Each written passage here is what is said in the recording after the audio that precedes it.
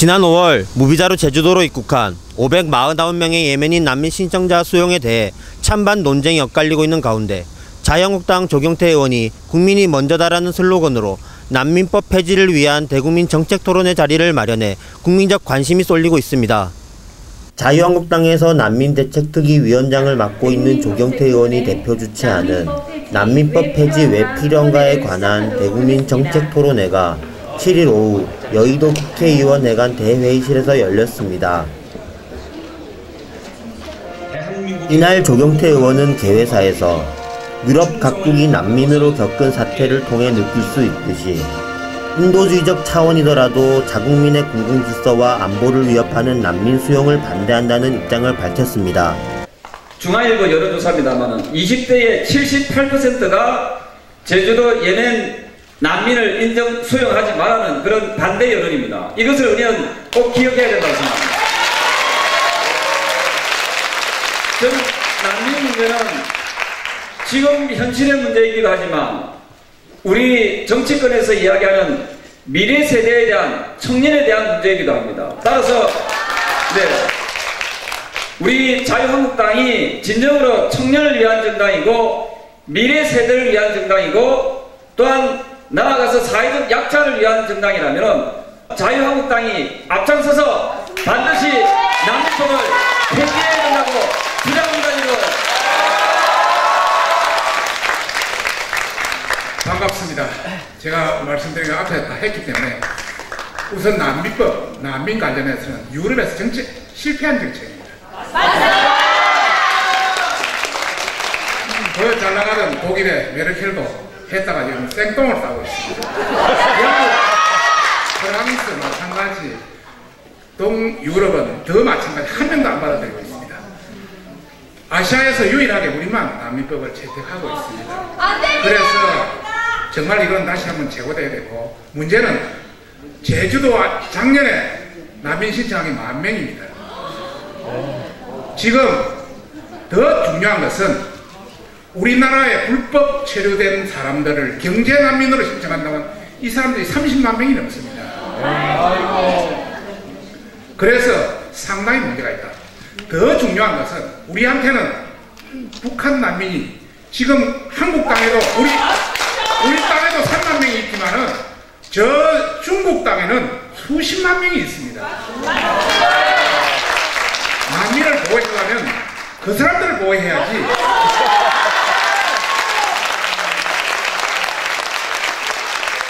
그런 차원에서 여러분과 함께 뜻을 열심히 같이 펼쳐나가겠다는 말씀드립니다. 감사합니다.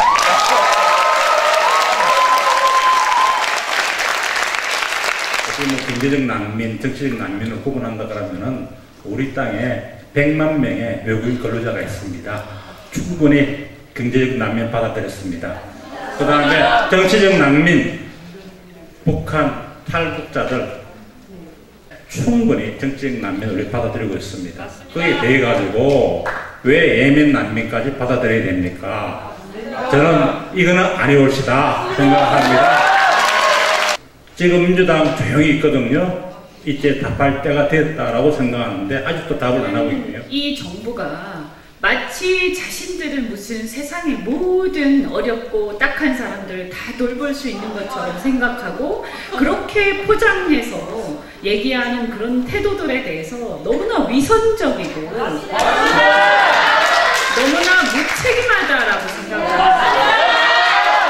그래서 우리 국민들은 정부를 또 대통령을 뽑고 국회의원을 뽑을 때요, 우리 국민들이 안심하고 안전하게, 그러니까 안전하게 살 수 있는 그런 나라를 만들어 달라고 생각하고 뽑았지, 그 사람들의 어떤 이상, 그 사람들의 어떤 온정주의적인 현실적이지 못한 그런 것들을 그 자리를 통해서 마음대로 실험하라고 뽑은 거 아닙니다.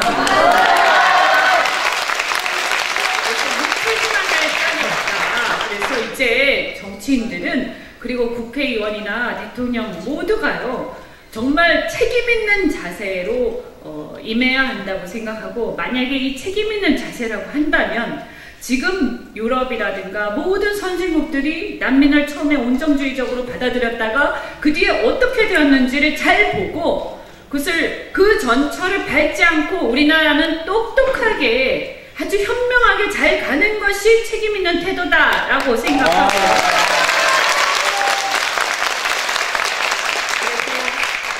이 난민 문제에 대해서도 사실 솔직히 얘기해서 우리 까놓고 얘기해서 가짜 난민이잖아요. 그래서 지금 오시는 분들 대부분이 딱 보면 알잖아요. 그리고 유럽도 그게 실제로 문제가 됐고 직장 구하기 위해서 오신 분들이에요. 그걸 다 알면서 난민이라는 용어로 포장해서 마치 무슨 대단한 인도주의적인 일을 하는 것처럼 하는데 우리 이제 솔직해지자. 그리고 솔직하게 이 문제를 일자리 문제를 가지고 얘기를 하자. 그러면 어떻습니까? 답은 분명합니다. 그리고 진짜 만약에 아주 안타까운 아이들이나 이런 난민들이 있으면 UN 난민 기구가 있어요. 그래서 거기서 잘해주고 있으니까 우리가 거기 응원해주면 됩니다.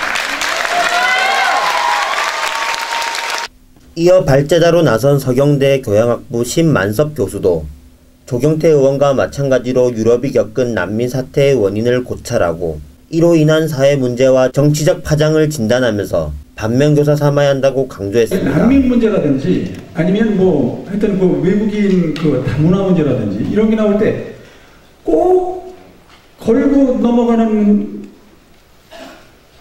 단어가 뭐냐면은 인류 보편, 글로벌 의식, 글로벌 시민 의식. 다른 나라에서는요, 우리가 그렇게 수준 높게 보는 유럽이라든지 미국에서 이런 얘기 안 합니다. 일반 시민들은 무슨 글로벌 시민 의식이라든지 뭐 인류 보편, 인류 평화 뭐 이런 얘기, 이런 말을 안 해. 물론 그 뭐 자기들 그 머릿속에 그런 의식들은 있겠죠. 하지만 우리처럼 이렇게 그냥 거의 날마다 그 텔레비전이라든지 매체를 통해서 그냥 거의 그 뭐라 그럴까요? 캠페인을 벌이듯이 국민들에게 어떤 그 의식을 갖다가 좀 심어주고자 캠페인을 벌이듯이 이런 식으로는 안 됩니다. 국제 문제에 대해서는 이 이성적으로 보는 시각이 좀 약하다. 그래서 감성적으로 호소하는 그런 면이, 감성을 지나서 낭만적으로 호소하는 그런 부분이 너무 강하다는 거예요. 그래서 보면은 난민법도 그렇습니다. 난민법 제정, 여기 아까 의원님들 나오셔가지고 뭐 난민법 폐지, 그 다음에 지금 현 정부에서 하는 저 난민에 대한 그 정책, 아주 그 나이브한 정책들, 난민들을 대하는 태도, 이런 거에 대해서 좀 강하게 비판들을 하셨는데, 물론 맞아요. 비판 대상이죠. 지금 정부는. 네? 근데 2012년도에 난민법이 제정이 됐습니다. 그때 우리 의원님들은 뭐 하셨습니까?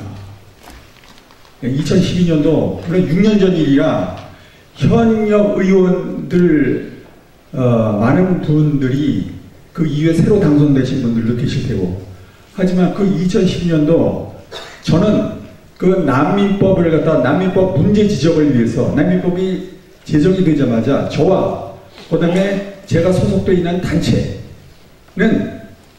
이 난민법에 대한 문제를 제기하기 위해서 과천에 있는 법무부 청사 쫓아다니고 그 다음에 국회의원님들 만나러 면담하러 다니고, 그래도 거의 반응이 없습니다.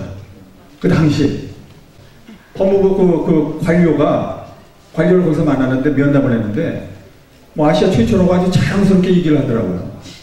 예. 근데 이거 당시 국민들은 알았습니까? 대다수 국민들은 난민법이 제정이 된지도 몰랐어요. 예? 그 다음에 언론에서 태도부터 제목을 좀 달리 뽑으세요. 여기 좀 보세요. 18쪽에 17쪽 맨 밑에 보세요. 좌절한 대중이 찾은 상성의 적, 예민 난민과 배타주의. 이런 식으로 지금 기사 제목을 뽑고 있어요. 우리나라 언론들이요 지금. 예? 근데 그 다음 쪽 보십시오. 18쪽에 누가 제주 예민 난민에게 돌을 던지라, 이런 식으로 이제 감성 호소를 하고 있어요. 예? 그 다음에 박원순 서울시장, 우리도 한때 난민이었습니다. 이건 박원순 시장뿐만 아니라 지금 많은 지금 고위직에 계신 분들이 이런 발언들을 하고 있습니다. 지금 네? 우리도 한때 난민이었습니다. 뭐 공포가 만든 국민청원.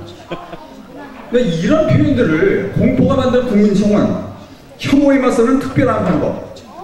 그러니까 그 혐오, 여기 국민청원 71만 명을 갖다 혐오 대상으로 지금 낙인을 찍고 있어요. 여기 지금 제목이요. 그렇잖아요, 지금. 예? 혐오에 맞서는 특별한 방법. 그 다음에 차별 배제 습관이 키운 난민공포. 덜컥 방문 열고 들어온 난민 따뜻하게 안아주세요. 이거 뭐 유치원생들 상대로 하는 겁니까? 국민을 말이죠. 국민을 어떤 수준으로 보길래 이런 표현들을 씁니까? 예? 유치원들한테 쓰는 표현들을 갖다 이렇게 예? 언론에서 쓰고 있다는 얘기죠. 이 유럽 난민은 저기 스크린 한번 보십시오. 이 지도가 지금 뭐냐면요. 이 지도가 이게 가스 파이프라인 지도입니다.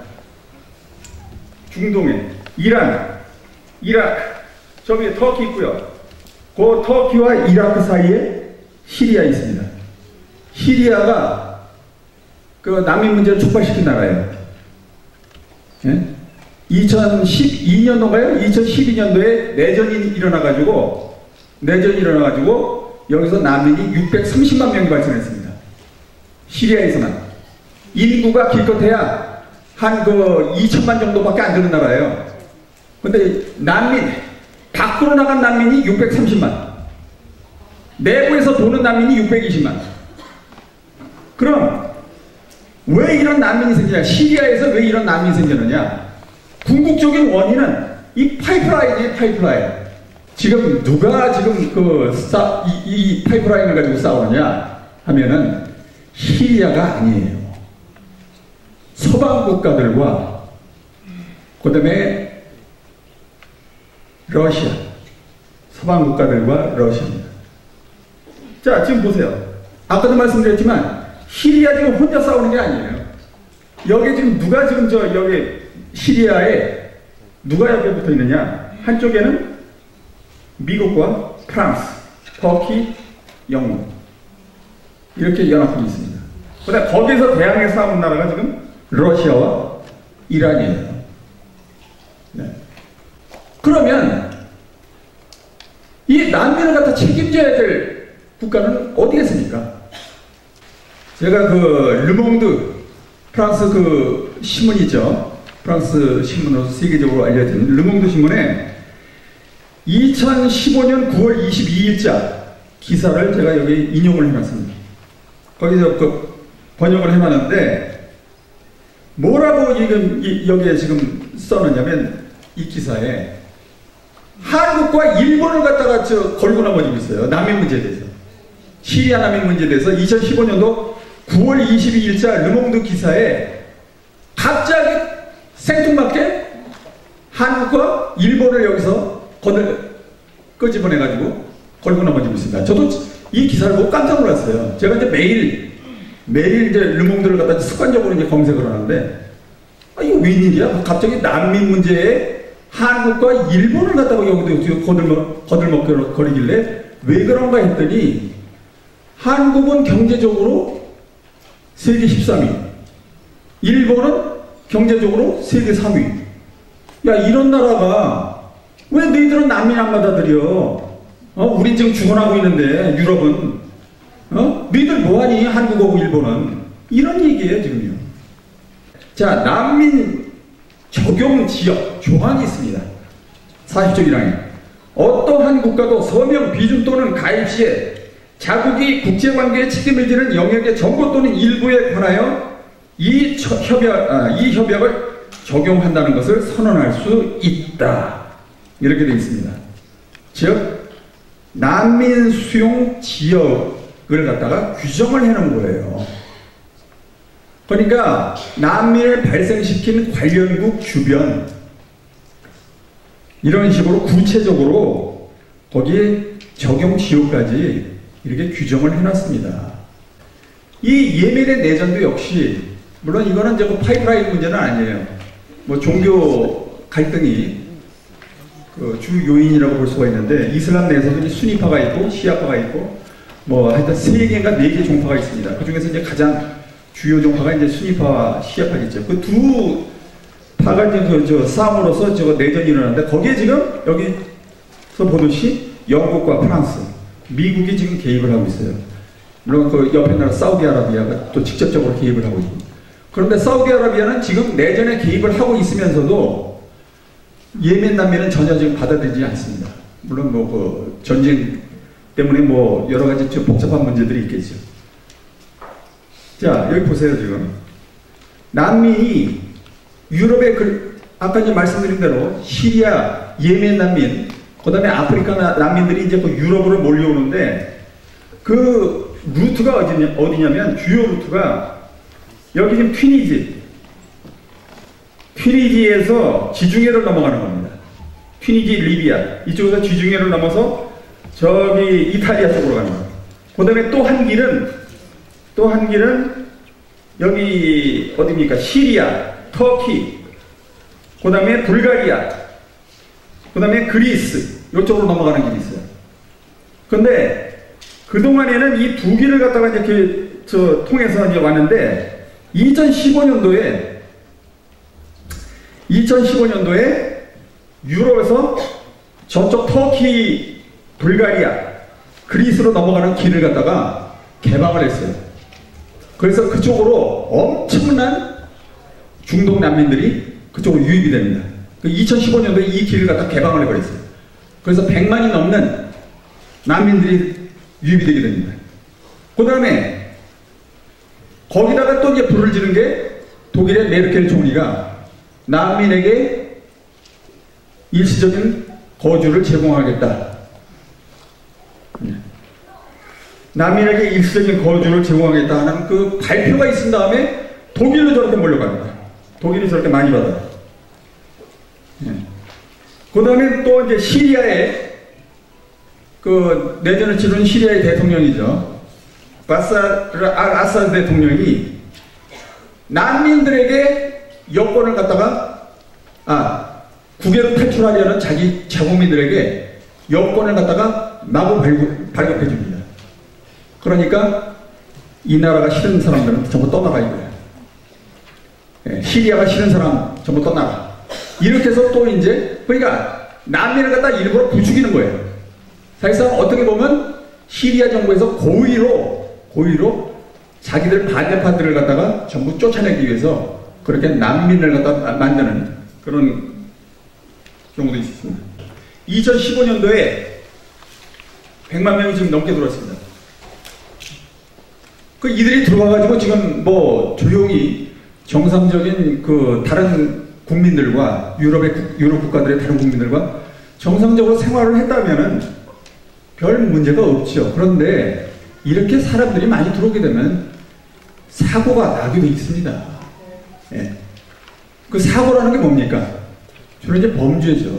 범죄 이제 뭐 성범죄, 그 다음에 뭐 절도, 강도, 뭐 그 다음에 폭행, 뭐 이런 사고들이 이제 일어나는 거예요. 이런 사고들이. 그래서 여러분들 우리 책자에 25쪽에 보면은 난민에 의한 폭동 테러 현황이 쭉 나와 있어요. 예? 이게 독일에서 굉장히 많이 일어납니다. 독일은 며칠 전에도 지금 독일의 동부도시인 조그만 소도시 케빈이라는 곳에서 난민에 의해서 난민 2명에 의해서 시리아, 이라크 난민에 의해서 독일 남자 1명이 칼로 맞아 죽었어요. 칼에 찔려서. 그래서 그것 때문에 지금 대규모 좀 시위거리고 난리가 났잖아요, 지금요. 그러니까 그런 사건들이 계속 일어날 수밖에 없어요. 사람이 많이 그렇게 몰려들게 되면. 2015년도 11월 달에 파리 테러가 발생을 했어요. 여러분들 기억하실지 모르겠어요. 이때 그 연극 극장에서, 바타클랑이라는 그 연극 극장에서 그 무장 괴한들이 총을 갖다 난사하고 수류탄을 갖다 터뜨려가지고 여기 도합 한 150명이 죽었습니다. 이때. 근데 여기에 지금 위장 난민을 갖다가 위장 난민 신청을 해가지고 이 테러범에 끼인 사람들이 있어요. 2명이. 이 테러범 중에 2명이 난민으로 들어온 사람들이에요. 이 난민에 대해서, 이런 난민 유입에 대해서 어떤 대응을 하고 있는가, 유럽은. 일단, 첫 번째는 국경 통제. 이제 더 이상 안 되겠다 이거지. 그래서 국경 통제를 하고 있습니다. 지금 여기는 헝가리와 세르비아 국경인데, 아예 이렇게 지금 저거 철조망을 쳐놓고 있어요. 네, 못 들어오게. 여기는 지금 헝가리, 세르비아 국경입니다. 그 다음에 이거는 지금 스페인과 북아프리카 사이에 국경인데, 여기다 이렇게 철조망을 쳐놓고 있어요. 그 다음에 이거는 지금 프랑스와 영국 사이, 도보해역, 건너기 직전에 깔레라는 곳이 있어요. 거기에 지금 쳐놓은 철조망입니다. 이런 식으로 지금 국경 통제를 해놓고 있고, 두 번째는 지금 난민을 갖다 지금 강제 할당제로 하고 있어요. 너무 많이 들어오니까 어느 한 나라에서 집중적으로 받을 수 없다. 그래서 이걸 나눠받기. 그 다음에 난민심사센터를 갖다가 지금 만들어서, 그 난민심사센터를 어디다 만드느냐, 유럽 내에 만들지 말고 현지 난민이 들어오는 중동 국가, 리비아라든지 이런 곳에 만들자고 지금 그 제안하고 있는데, 이건 지금 아직 뭐 논의 중입니다. 자, 그 다음에 독일 같은 경우에도 지금 그 난민에 대해서 그 가장 관대했다가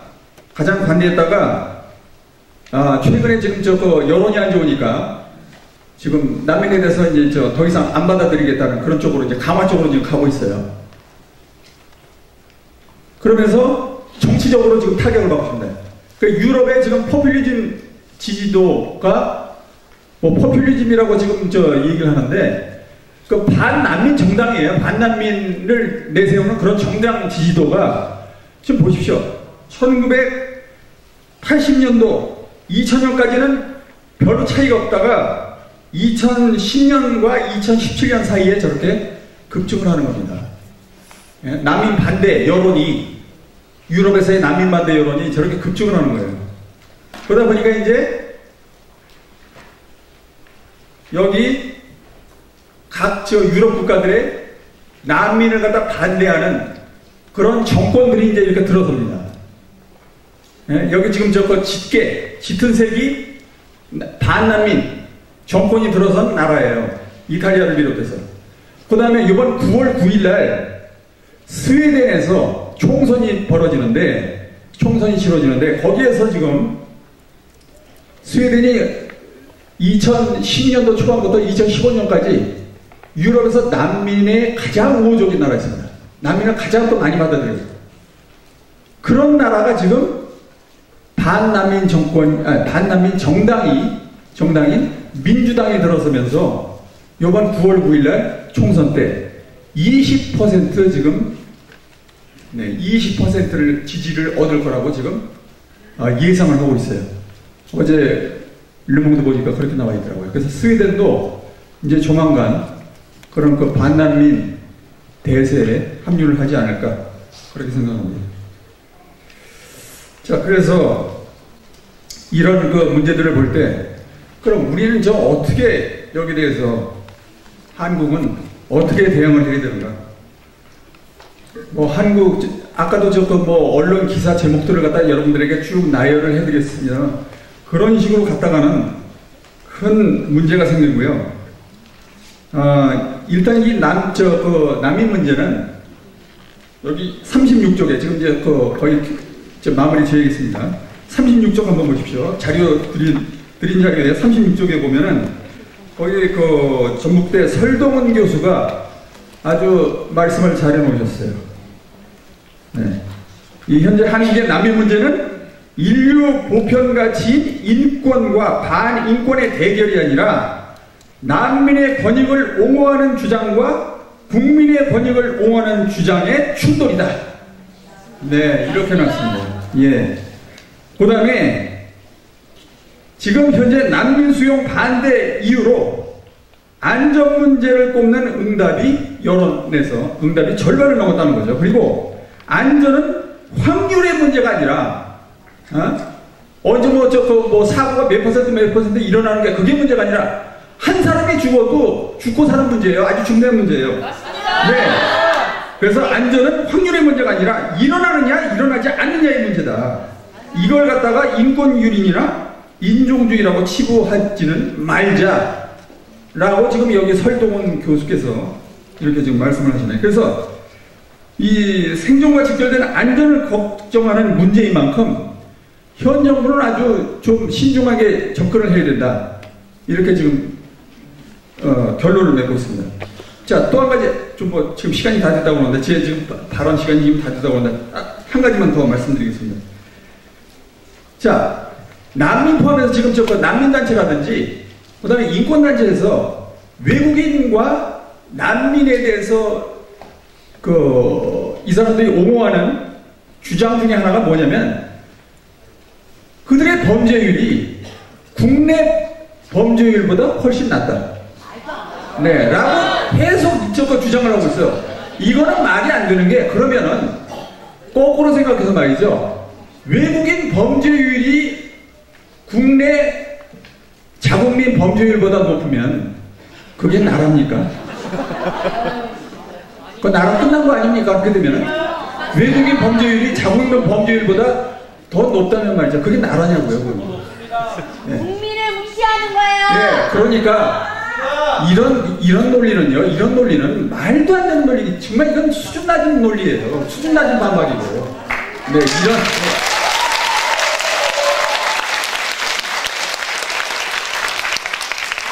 그리고 난민지위 인정률에 대해서 자꾸 우리나라 난민지위 인정률이 4%라고 OECD 국가 중에서 상당히 낮다고 얘기를 하는데 왜 OECD 국가를 갖다 비교를 합니까?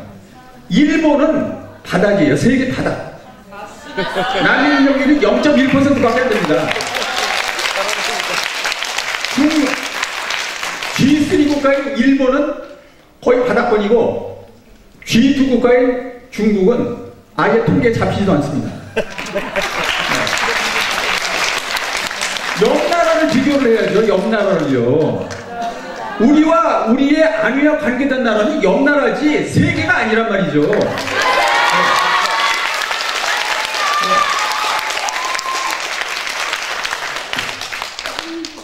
자, 그래서 이런 아까 제가 처음에도 말씀드렸지만 유럽이라든지 소위 선진국에 대해서 너무 그들이 하는 말, 그들의 고담준론을 갖다가 너무 따라가지 좀 말자. 우리 나름대로 좀 균등 좀 갖자. 네. 우리가 한국이 위험하면 위험한 거예요. 네. 한국 국민들이 위험하다고 주장을 하면 위험한 겁니다. 토론에 참여한 각계각층의 전문가들도 난민법 폐지에 대한 주장과 같은 논조의 발언을 이어갔습니다. 먼저 한국적 외국인 정책 세우기 운동의 김윤생 대표는 난민이 증가했을 때 일어날 수 있는 위험성을 설명하며 그 예로 이슬람교 문화와의 관계를 이야기했습니다. 김윤생 대표의 말을 들어보겠습니다. 과거의 베트남 전쟁 같은 경우는 그 당시에는 이슬람하고 상관없어요.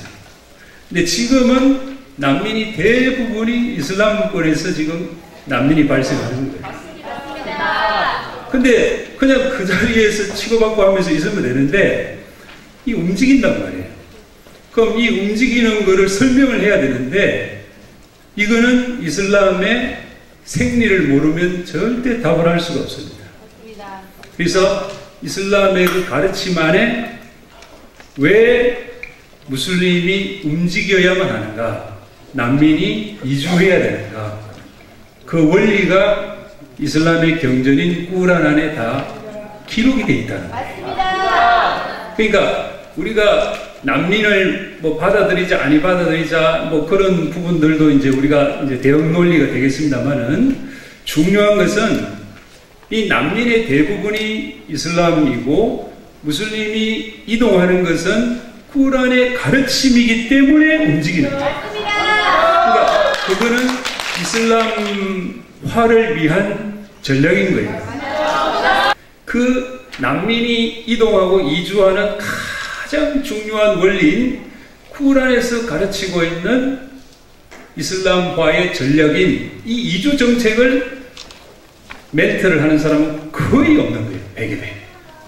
예. 그래서 그걸 증명하기 위해서 여러분의 이 책에 보시면은 제가 이슬람 이 2주 정책이 왜 이게 이제 일어나는가, 또 이렇게 하는 것이 이슬람화에 굉장히 전략적으로 중요하다는 것을 자세하게 기록을 해두었습니다. 그걸 참조하시게 되면 지금 현재 일어나고 있는 전 세계의 이 이슬람의 이동이라고 하는 것은, 난민의 이동이라고 하는 것은 이슬람화를 위한 하나의 중요한 전략 중에 하나였다. 그것을 여러분들이 꼭 아셔야 된다. 난민이 테러를 저지르는 것이 아니다. 왜? 난민들이 계속 테러한다 그러니까 난민이 저지르는 것이 아니다. 그럼 누가 저질렀냐? 그 나라 해당 국민이 테러를 했다 이거예요. 그래서 그걸 또 다 조사를 했어요. 과연 그럴까? 조사를 해보니까 기가 막힌 거예요. 물론 그 나라 국민이 테러했어요. 테러했는데 그가 누군가 하면은 이슬람권 출신자라는 거예요. 그 사람이 시민권을 따고 국적을 따고 그 나라에서 태어나고, 그러니까 손을 가지고서 지금 하늘을 가리는 소리를 하는 거예요. 아까 우리 그 발제하실 때 난민 인정률이 4.1% 그랬습니다. 그 다음에 이제 세계 평균 난민 인정률이 24.1%예요. 근데 이제 여기서 문자적으로는 맞는 말이에요. 그런데 여기에서 굉장히 중요하게 우리가 빠뜨리기 쉬운 건 뭔가 하면, 지금 현재 한국은 국제 난민 협약에도 없는 난민 신청자, 그 다음에 난민 인정자, 그 다음에 난민에 좋아하는 인정적 체류 허가자 뭐 이런 식으로 해가지고 강제 추방을 못하는 거예요. 난민 협약에는 1조에 강제 추방할 수 있도록 만들어놨어요. 근데 우리나라의 난민법에는 3조에는 강제 추방할 수 없도록 되어 있어요. 난민 신청하게 되면. 자, 그러면 이분들이 난민 신청하면은 대부분까지 가는데 최소한 3년 걸린단 말이에요. 그러면 대부분 가가지고 이것이 폐수가 되면 그냥 가느냐, 본국으로 다시 시작하는 거예요. 그럼 이게 지금 6년, 어떤 경우 7년, 어떤 경우 10년까지 올라가는 거예요. 그 말은 뭔가 하니까 난민 포용률이 어마어마하다 이 말이에요. 맞습니다. 강제 추방을 안 했지만 난민 인정률이라는 그곳에 자꾸 신경을 쓰게 하면서 신경을 안 쓰고 있는 난민 포용률, 이 80% 이상의 난민 포용률은 속이고 있다 이 말이에요. 쉽게 말하면. 유럽에서 다문화 정책을 실패했는데 그걸 우리가 왜 받아들이려고 하느냐? 실패했으면 실패한 그걸로 끝나는 것이 아니라 나라를 위태롭게 만들었으니까 그거에 대한 책임을 누가 질 것이냐, 여기에 대한 초점이 있죠. 우리가 지금 유럽의 다문화 정책이 실패했다, 유럽의 난민 정책이 실패했다, 그러니까 우리는 그것을 왜 받냐 이렇게 나가면 안 되는 거예요. 왜? 이게 지금 우선 정책을 해가지고 단순히 실패한 그런 차원이 아니라 실패했을 때 그 나라가 굉장히 지금 공공이 처한 것이 유럽인데 그거에 대한 아무런 지금 현재 책임을 못 지는 그런 정책을 폈을 때 이것까지 우리는 지금 현재 생각을 해야 된다 이거예요. 그렇게 하지 아니하고서 단순히 야 이거 법무부 장관이 이런 법을 만들고 그랬을 때 이거 실패했으니까 야 이거 다음에 다른 거 하자 이게 아니라 이거예요. 그래서 우리는 이런 부분에서 강력하게 책임자에게 그 부분에 대한 책임을 물을 수 있는 데까지 나아가지 않으면 유럽처럼 자연스럽게 그런 방향을 간다는 거죠. 우리문화사랑국민연대 유병균 상임대표는 다양성은 공존이 우선시돼야 하는 사항으로 반난민 반이민 정책을 한다고 해서 인권 침해나 인종차별 행위가 아니라며 난민 협약 탈퇴가 불가능하지 않다고 전했습니다. 난민을 수용하지 말자고 주장한다고 해서 난민 문제, 세계적인 난민 문제, 이민 문제를 우리가 외면하자는 것은 아닙니다. 그러니까 난민 문제, 난민을 우리가 수용하지는 않지만은 그 난민 문제, 이민 문제를 우리가 그 국제적인 그 협력을 통해서 현지에 가서 뭐 지원을 한다든가 우리가 이런 식으로 이제 하면 되는 것입니다.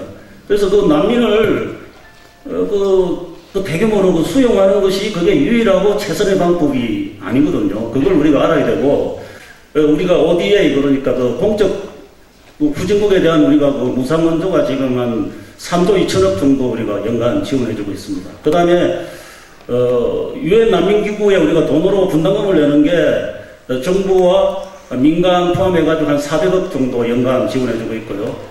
그 다음 이제 유니세프 같은 국제 구호단체에서 우리나라에서 모금해서 이게 지원해주는 돈이 한 2천억 이상 됩니다. 우리나라가 굉장히 그 유니세프에 돈을 많이 주고 있어요. 그 다음에 또 있습니다. 이게 이제 우리나라가 이미 90년대 중반부터 이제 이 외국인 노동자를 받아들이고 있거든요. 지금은 전 세계 16개국에서 외국인 노동자를 받아들이고 있습니다. 아마 전 세계 16개국에서 외국인 노동자를 받아들이는 나라는 우리나라가 유일합니다. 그 이웃 나라 일본은 한 5개 나라밖에 안 돼요. 그래서 지금 한 뭐 250만 명 내지 300만 명이 들어가 있고요. 이 사람들이 현재 취업을 해서 돈을 벌어가지고 해외에 송금하는 액수가 제가 추정하기로는 연간 한 40조 원에 달합니다. 어마어마한 돈이 지금 나가고 있습니다. 그래서 지금 아마 공식적으로 발표된 통계로는 한 15조 정도 된다는데요. 외국인 노동자들이 그 은행을 통해서 송금을 하지 않거든요. 대부분 다 한치기로 송금을 합니다. 우리나라 5만원권이 이게 아래 위로 이렇게 집어넣으면 한 3천만 원 정도를 갖고 나갈 수 있답니다. 그래서 아주 우리나라 5만원권이 환치기하기 아주 좋아요. 그래서 은행을 통해서 송금하는 거는 이제 통계에 잡히지만은, 이 환치기는 이제 통계에 안 잡히기 때문에, 제가 추정하기로는 한 40조 원 이상이, 지금 해외로 지금 빠져나가고 있다. 이렇게 저는 추정하고 있습니다. 그렇기 때문에, 이 외국인 노동자들이 일자리만 차지하고 돈을 벌어가지고 몽땅 해외로 송금을 해버리기 때문에, 이게 이제 이 노동시장이나 이제 경제적인 왜곡이 생기는 거예요. 그러니까 이게 노동자가 산업경제에서 돈을 벌어가지고 그걸 이제 시장에서 소비를 하든가 소비하고 남은 돈은 저축을 해서 다시 산업현장으로 이렇게 흘러들어가는 선순환적인 이제 구조가 돼야 되는데 그게 싹 빠져나가 버리니까 결국은 이게 장기적인 경기 침체이고 원인이 되는 거예요. 그래서 난민법 폐지의 필요성을 비호권 중심으로 설명을 이어간 자유와 인권연구소 박성재 변호사는 난민법 폐지가 어렵다는 법무부 장관의 답변에 헌법 72조의 예를 들어 국민투표로 의사를 결정할 수 있기를 바란다고 방점을 찍었습니다. 박성재 변호사의 말을 들어보겠습니다. 왜 언론에서 이렇게 난민들한테 옹호적인 기사만 쏟아져 나오고 저희가 원한다고 해서 이상하지만 정말 팩트인, 사실인 대다수 국민들이 정말 두려워하는 그런 모습들을 내보내지 않는가, 그거에 대해서 제가 답을 알려드리려고 본격적인 말을 하기 전에 이야기를 꺼냈는데요. 인권보도 준칙이라는 게 있습니다. 국가인권위원회와 한국기자협회가 체결한 건데요. 이 인권보도 준칙이라는 게 나중에 시간 나시면 인터넷으로 찾아보시고요. 거기 보시면 여러 가지 인권 보호해야 한다는 게 나오는데 그 중에서 뭐가 있냐? 이주민과 외국인 인권이라는 조항이 있습니다. 거기서는 언론은 다양한 문화를 존중하고 여러 민족이 더불어 살아가는 사회가 되도록 노력한다. 아예 다문화를 존중하라라고 되어 있고요. 특정 국가나 민족 인종을 차별하거나 비하하는 표현 사용하지 않는다. 이주민이 한국 문화에 동화 흡수되도록, 저는 여 뒤에부터 제가 잘못 읽은 줄 알았습니다. 유도하거나 한국의 문화의 가치를 강요하는 보도를 자제한다. 우리나라에 동화되게 만들면 안 된답니다. 보도준칙 자체에 보면. 이게 말이 안 되는 법이죠. 그리고 체류 허가를 받지 않은 외국인, 불법 체류자죠. 불법 체류자에게 범죄라는 부정적 이모리를 덧씌울 수 있는 용어 사용에 주의한다. 아니, 범죄자한테 범죄자라고 하는데 그거 사용하지 말랍니다. 이게 지금 현 실태입니다. 그래서 많은 언론들도 이 보도준칙을 실질적으로 죄송합니다. 보도준칙을 지키고 있기 때문에 언론이 이렇게 편향되게 나올 수밖에 없다는 거. 이게 누가 만들었느냐? 국가인권위원회.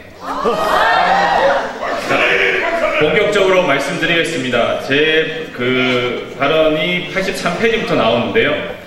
최근에 이집트인 단식 하신 사건 잘 아실 겁니다. 많은 분들이 생각합니다. 그리고 많은 지식인들도 난민이면 당연히 우리한테 그걸 요구할 수 있지 않느냐, 난민이라면 당연히 우리가 보호해줘야 되지 않느냐, 다들 그렇게 생각하는데요. 다 거짓입니다. 허위입니다. 제가 말씀드리고 싶은 거는 83페이지 잠깐 한번 보시겠습니다. 비호권이라는 말이 나오는데요. 쉽게 표현하면 우리나라에 대해서 외국인들이 난 난민이니까 보호해달라 라고 요구할 수 있는 권리가 과연 그 난민한테 있느냐, 이게 핵심입니다. 대부분 없다고 생각하실 건데, 우리가 없다는 게 그냥 우리 마음에 따라서 없다는 게 아니라 국제법이 그렇게 생각하고 있고요. 대부분 그렇게 잘못 알고 계신 것처럼 당연히 난민이라면 우리한테 인정을 할 수 있는 권리가 아니라고 국제규약에도 나와 있고요. 그리고 많은 우리나라 재판, 그러니까 난민법이 생기기 전에 재판에서는 그렇게 똑같이 표시하고 있습니다. 그걸 지금 말씀드리고 싶은데요.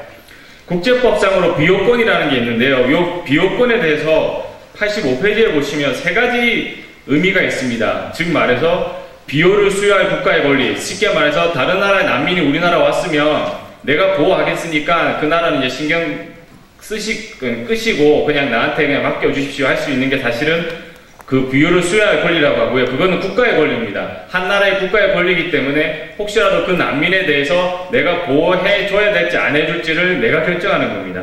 그 세계인권선언 14조에 보면 어떻게 나와 있냐면, 모든 사람은 박해를 피하여 타국에서 피난처를 구하고 비호를 향유할 권리를 가진다. 그냥 문맥상으로 읽어보면 모든 사람이 가진다라고 돼 있어서 이걸 가지고 많은 우리나라 그 해석하시는 분들도 난민한테 이러한 권리가 있다라고 생각하시는데 전혀 그렇게 해석하지 않습니다. 어떻게 해석하느냐? 세계인권선언 14조 1항 그 자체가 국가의 권리를 의미하는 것이지 그 난민 개인의 권리가 아니라고 많은 국제법적으로 그렇게 해석되고 있습니다. 그리고 비호를 구할 개인의 권리라는 게 또 있는데요. 그것은 내가 다른 나라에 가서 비호를, 그러니까 난민 신청할 테니까 내 떠나는 거 막지 마라. 요게 이제 비호를 구할 개인의 권리라고 하는데요. 그거는 이제 그 나라에 해당되겠죠. 그것까지는 인정이 됩니다. 난민으로서 떠날 테니까 시리아에서 여권 나눠줬듯이 여권 받아서 나가는 거 그거 방해하지 마라. 거기까지는 용인할 수 있습니다. 그러나 세 번째로 비호를 받을 개인의 권리, 즉 내가 난민이 우리나라 정부를 상대로 나 보호해달라 라고 요청할 수 있느냐에 대해서 85페이지 하단에 보시는 것처럼 개인은 비호를 요청을 할 수 있습니다. 우리나라에 좀 어떻게 안 될까요? 요청을 할 수 있지만 요구할 수 있는 권리로서는 인정되지 않습니다. 그게 대다수의 견해이고 지금 또 그렇게 해석되고 있습니다. 그러나 많은 사람들이 또 많은 다수의 모르겠습니다. 알고 하시는 말씀인지 안 하고 모르고 하시는 말씀인지 모르겠지만 마치 진짜 난민이라고 해도 우리나라한테 그걸 요구할 수 없다는 게 법상 그렇다는 겁니다. 근데 많은 사람들이 난민이면 당연히 그런 권리가 있겠거니라고 생각하지만 난민이라고 인정되더라도 그게 안 된다는 게 법입니다. 그리고 86페이지에 보시면요. 우리나라 그 재판이 있습니다. 서울행정법원에서 나왔던 재판인데 난민법 만들기 전에는 뭐라고 했냐면 난민 협약 같은 것도 난민이라는 것은 그냥 선언적인 규정일 뿐이지 난민이라고 해도 비호를 부여할 의무를 우리나라가 지지 않는다라고 되어 있습니다. 그리고 각 취약국의 주권적 결정사항, 즉 대한민국 정부가 인정해주면 보호할 수 있는 거고 실제 난민이라고 해도 우리가 보호 못하겠다 하면 내보내는 겁니다. 그게 원칙적인 난민 협약상의 규칙입니다. 그런데 지금 왜 이렇게 많은 사람들이 난민을 신청해달라고 신청을 하고 우리 국가는 마치 받아줘야 되는 것처럼 되어 있느냐? 그 모든 원인이 난민법 때문입니다. 법률이라는 것을 만들어놨기 때문에 난민 신청자이라는 것도 법의 정의 규정이 있고요. 그러다 보니까 난민 신청자들한테도 많은 혜택을 주고 그 모든 원흉들, 지금 저희가 알고 있는 일반적인 국제법상 난민 협약상의 모든 규정들은 개인의 권리라고 안 하고 있음에도 불구하고 우리가 마치 호구처럼, 죄송합니다, 글로벌 호구처럼 끌려다니는 이유가 바로 난민법 때문입니다. 그래서 이 난민법이 반드시 폐지돼야 된다는 겁니다. 시간이 거의 다 됐으므로 마지막으로 한 말씀 드리겠습니다. 이미 법무부 장관이 71만 명 청원에 대해서 청와대에 청원했는데 법무부 장관이 답변하더라고요. 여하튼 법무부 장관이 답변했습니다. 다 아시죠? 폐지 못하겠다고, 폐지하면 안 된다고. 그분들 그렇게 생각할 수 있습니다. 그러나 저는 이렇게 건의를 하고 싶습니다. 우리나라 헌법 72조에 보면 외교, 국방, 통일, 기타 국가 안위에 관한 중요 정책을 국민투표에 붙일 수 있다. 현 정부에서 책임지기 싫어서 선택 못하겠다면 국민한테 물어봐 주십시오. 그러면 대한민국 국민이 답변을 드리겠습니다. 이상입니다.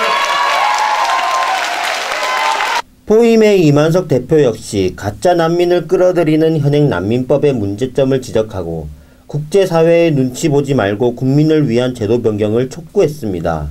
우리가 난민법을 왜 폐지해야 되는 거냐? 우리나라에서 아시아에서 최초로 난민법을 만들어가지고 자랑스럽게 생각하고 있는데, 이거는 첫째, 이 유럽 및 국제 상황에 지금 역행하고 있는 거다. 유럽과 국제 상황이 지금 거꾸로 가고 있는데, 지금 난민 막아야 된다, 무슬림 난민은 더 이상 못 받겠다, 이렇게 하고 있는데 우리나라는 문 열고 받아야 된다라고 얘기하는데, 이거 국제 상황, 세계의 흐름과 역행하는 것이다 라는 것을 그렇기 때문에 우리는 그걸 폐기해야 된다.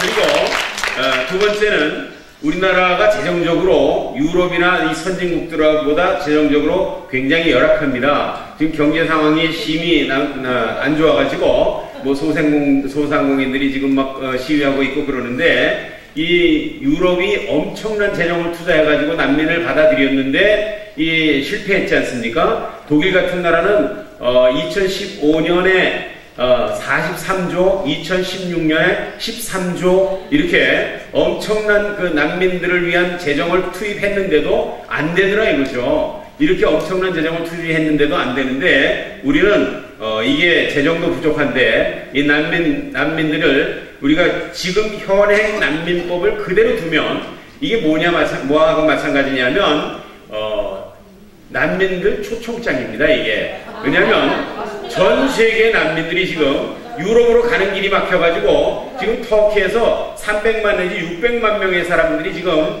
적당한 우리가 갈 수 있는 나라가 없는가 이거 살피고 있는데, 대한민국에 이런 허접한 난민법을 가지고 있더라. 그래서 공항으로 들어가가지고 우리가 난민으로 신청만 하면 그 나라에서 5년 동안은 안전하게 일할 수 있다. 뭐 이런 법이 있다고 하는 것을 이 사람들이 안다면 이거 이 사람들이 깔때기 현상이라고 있죠. 예, 깔때기 현상으로 우리나라로 쏟아져 들어올 겁니다. 왜냐하면 우리나라에는 지금 비자 없이 들어올 수 있는 나라가 121개국이 비자 없이 일반 여권으로 들어올 수 있습니다. 거기 관용 여권하고 외교관 여권까지 합치면 154개 국가 국민들이 우리나라에 비자 없이 들어올 수 있습니다. 근데 어떤 사례가 있었냐면, 우리 아버지는 이집트에서 무슬림 형제단에게 총 맞아 죽고, 우리 어머니도 총상을 입어서 지금 입원해 있고, 저는 저까지 죽이려고 그래서 지금 여기 난민 신청했습니다. 해가지고 난민 신청을 받아줬는데 알고 보니까 그 사람 아버지가 우리나라 대구에서 일하고 있어요. 그럼에도 불구하고 이 사람을 쫓아낼 수 없습니다. 왜냐하면 우리나라 난민법 때문에 그렇습니다. 난민법의 3조에 보면 본인의 의사에 반하여 귀환시킬 수 없다, 강제 귀환시킬 수 없다는, 이게 난민법이 우리나라 난민법이거든요. 그렇기 때문에 이 사람들이 나 우리나라 돌아가기 싫다 그러면 받아들여야 되는 겁니다.